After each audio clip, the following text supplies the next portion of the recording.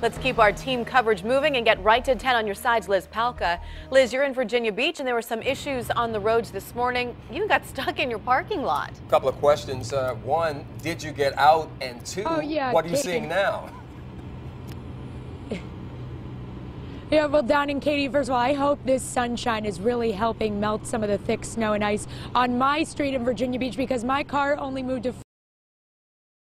Be surprised if some of the residents in this neighborhood, Elizabeth River Shores, are experiencing the same thing. First, let me show you the main road, South Military Highway here in Virginia Beach. You can see it. It is all clear. Some snow and ice buildup in the far left, the far right lane. But let's take a look at this road, which is one of the collector roads that leads to Military Highway. It's right off Dyer Place here in the neighborhood. I mean, look at this. If cars haven't moved in the last day or so, these residents.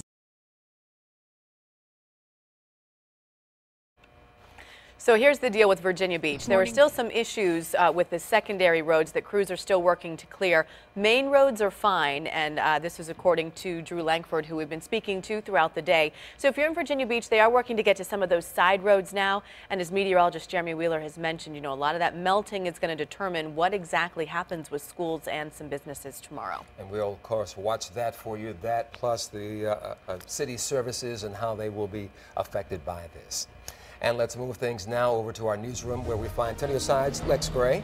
Lex, driving is still a bit dangerous in some of our cities, so you've been making phone calls to those decision makers. What are they saying about today's ice clearing efforts? Yeah, Don and Katie, I've been calling cities both on the south side and the peninsula, and there's really a common theme. You mentioned it earlier. Primary roads are getting much better today since snow plows and spreaders have been working around the clock to clear those first. Many of you have asked us about Suffolk. City spokeswoman Diana Klink told me they're still asking you to be cautious if you have to drive.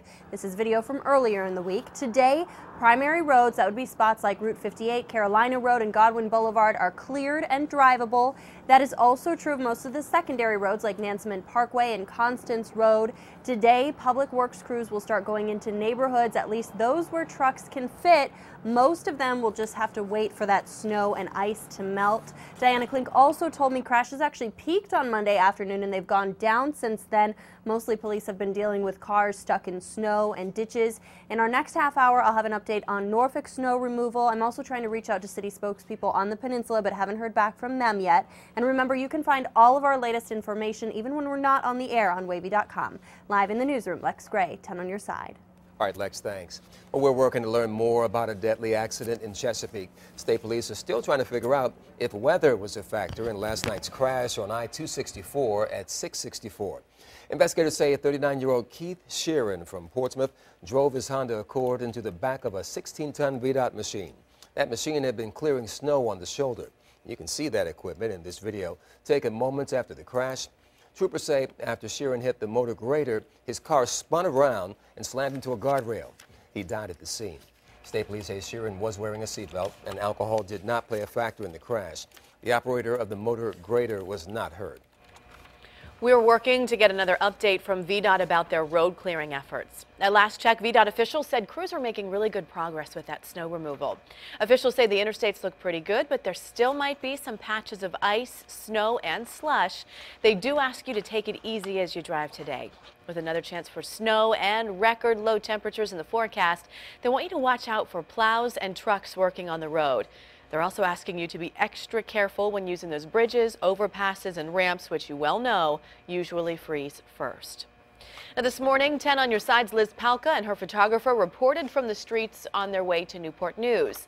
Liz said the main roads were slushy and fairly easy to drive on, but many of those secondary roads at the time were a mess.